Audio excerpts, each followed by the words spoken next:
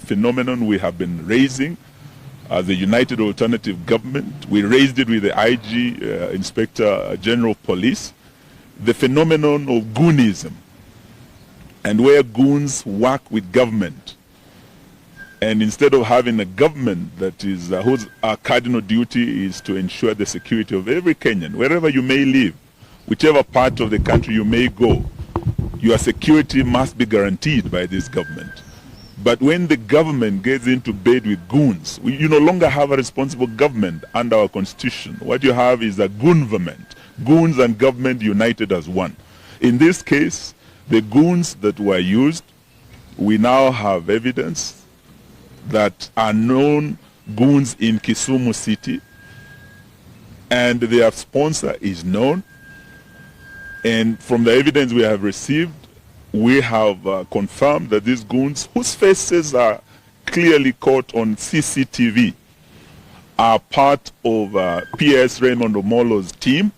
They have been working with him, they have been seen with him, and even yesterday when they attacked Senator Osotsi, those who were sent were told that, oh, these are watu wa mkubwa, these are Raymond Omolo's boys, we can't touch them.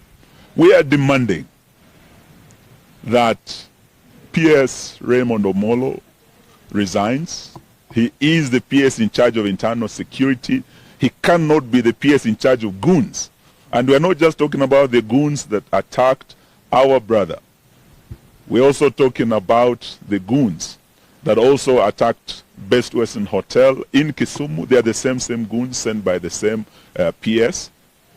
The goons that came to Malava to attack us, they were hired goons from Kisumu in 20 hours. They came to Malava, attacked the Honorable Seth Panyako and I and our convoy.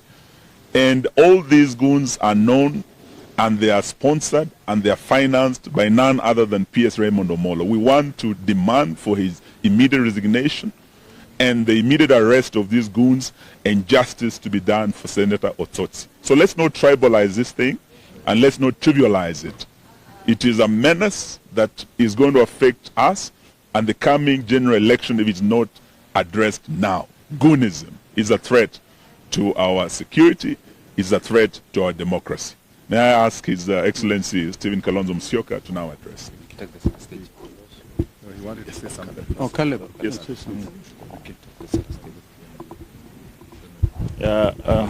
Thank you very much, my seniors and members of the Fourth Estate.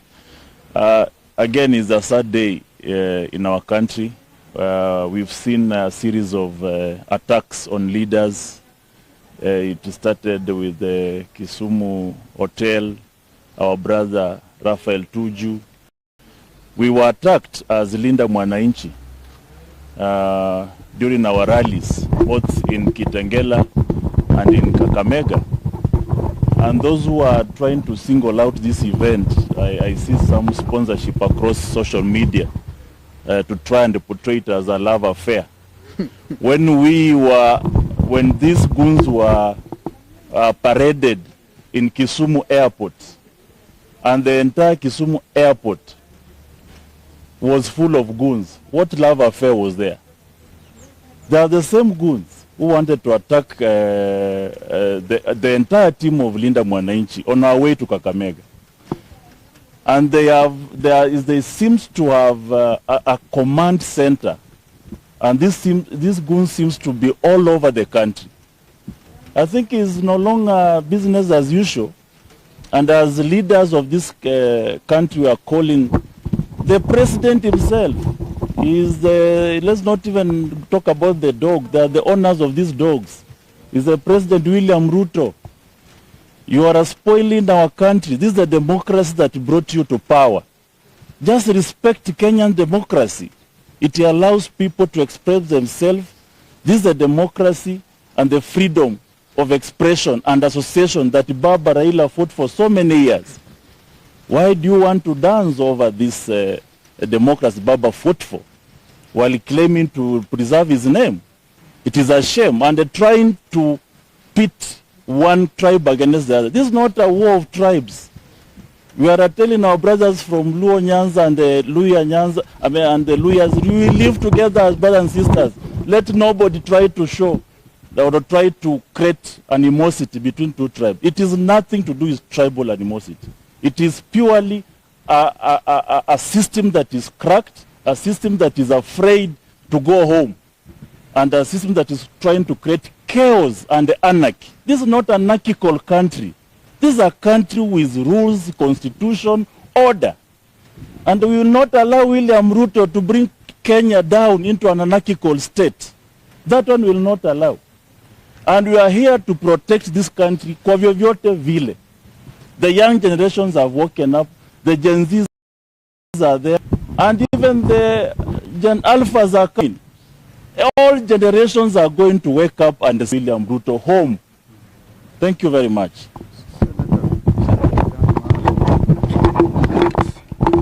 On behalf of the Senate, we have condemned and we are condemning the actions against Senator Osotsi.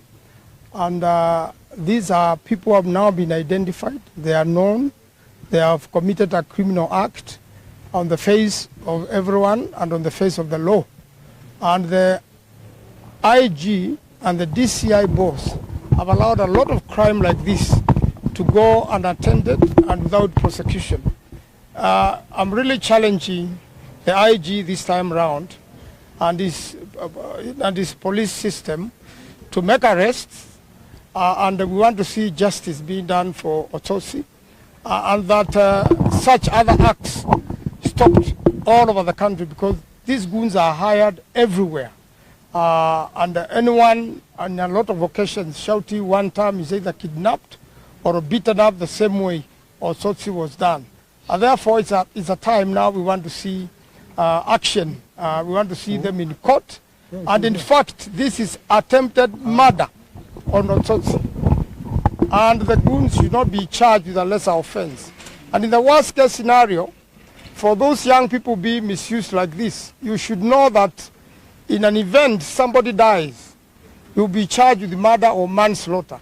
And this runs out of the injuries. If they run 360 days, you will be liable as a person. So we want to see arrests, we want to see these people charged, and we want to see this end. Finally, for every careless act like this William Ruto is doing, you are losing 1 million votes. Now you are 1 million votes less for attacking Osotsi.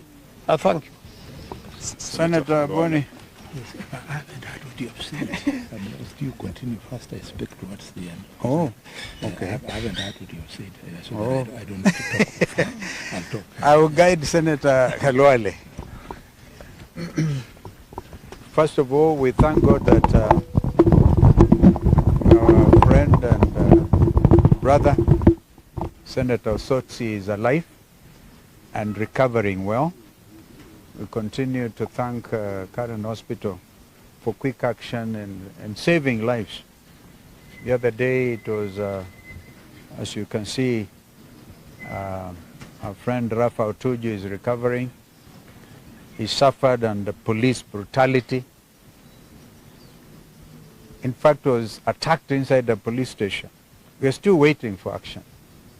I personally want to see what action the IG and his team will take against those officers who assaulted Rafa Otuju in the presence of a senior counsel, because we are officers of the court, with my own eyes.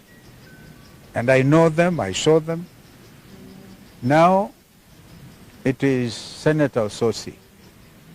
We want to tell the people of Vihiga County that your senator is okay. We have seen him, and as my brothers have said, nobody should try to bring a wedge between the Luo community and the Luya community, because these people live together. And it's very easy to see the plot. It will not work. No Kenyan community will agree to be separated from any other community, not just the western region, anywhere else.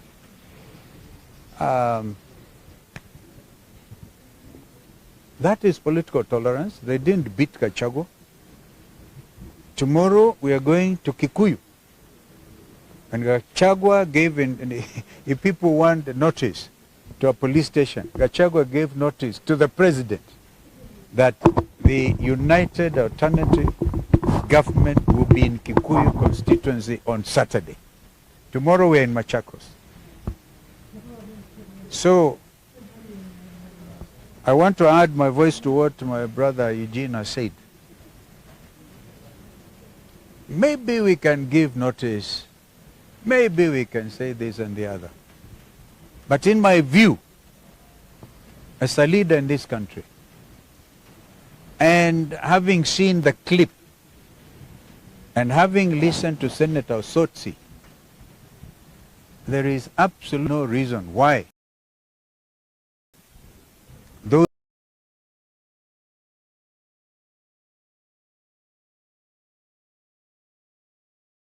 individuals would not have been. So if tomorrow a trail, we're even going now to institute private prosecution against this PS Raymond Omolo.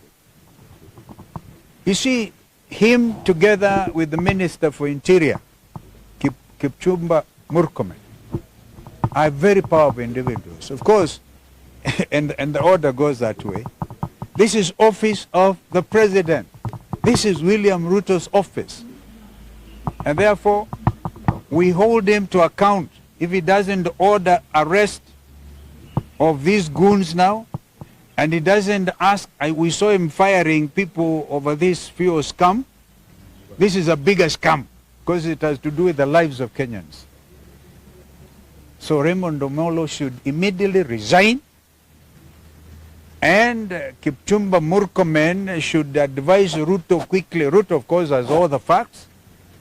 They wanted to zone this country so that no opposition leader, alternative government leader, will set foot democratically in Kisumu or Western Kenya. Now, shame on them, because Kenyans have come of age. They will not accept this type of leadership.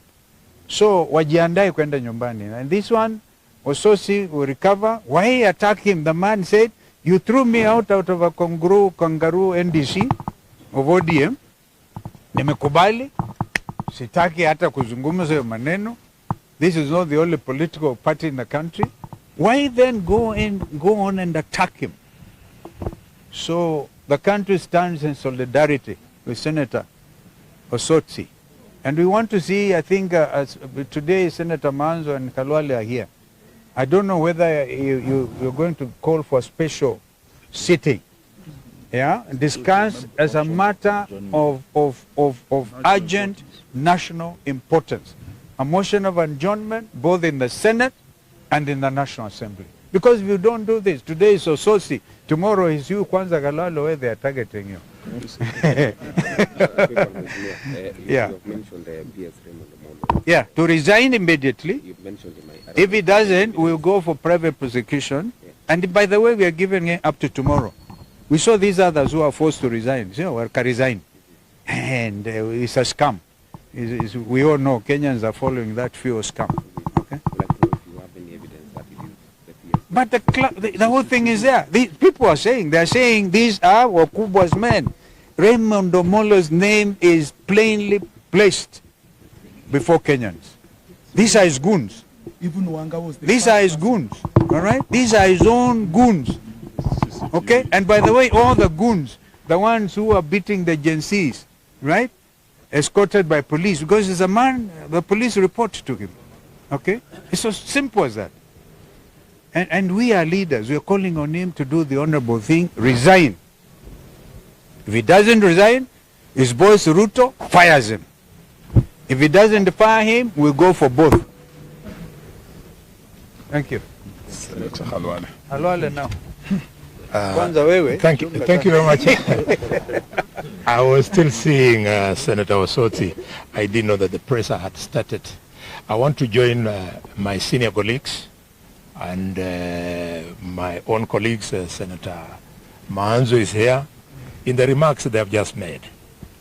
This is a very serious problem. And we are lucky we are now starting to have experiences on how the government can respond to this kind of situation. I want to ask the security organs, and by security organs I don't mean Kipchumba Murkomen, because we know where his heart is. He's the same one who asked that youth be shot for showing their preferences on public discourse.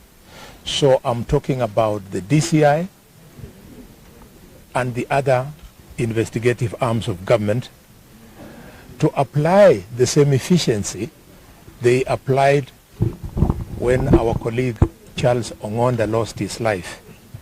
They moved very fast and immediate arrests were made.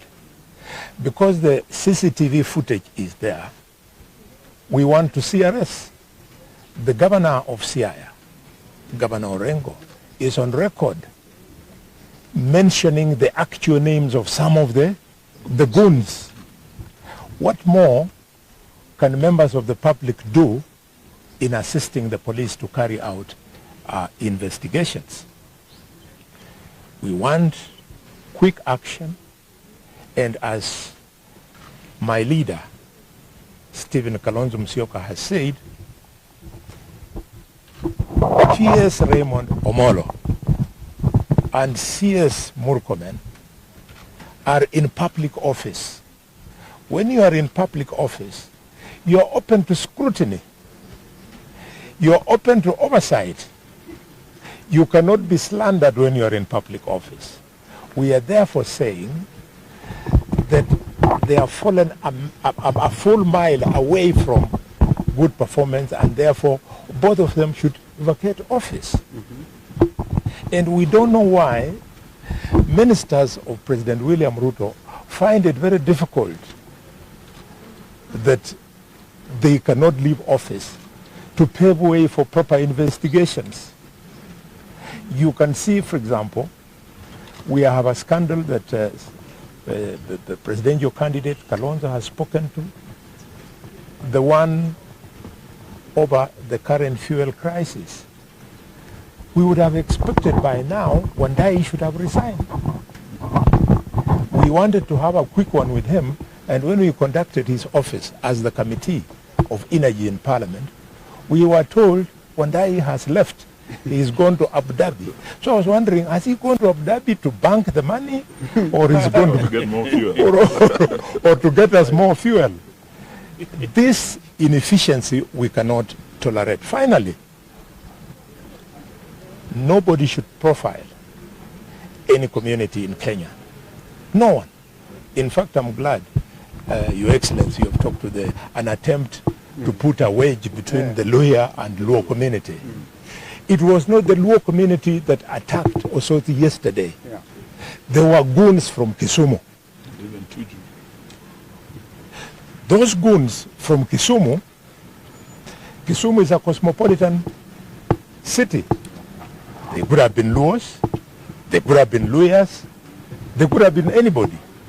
But what I would like to stand out is the targeting of leaders from the Luo community by the broad-based government. For avoidance of doubt, when the broad-based government chose to allow a lapse of security on a deputy party leader, Osotsi, he's a lawyer. Two, when they forced Dr. Boni Khalwal and threw him out of the office of the leader of the majority, Khalwal is a lawyer. Three, when they forced our cowardly brother to dissolve, Musalia Mudavadi is a lawyer. When Broadbest chose to sack permanent secretaries so as to pave way for room for others from a preferred community, they targeted Professor Kisiangani, a lawyer, Samuel Muhati, a lawyer. They have targeted and continue. KRA yesterday, they got rid of Humphrey Watanga, a lawyer. Today,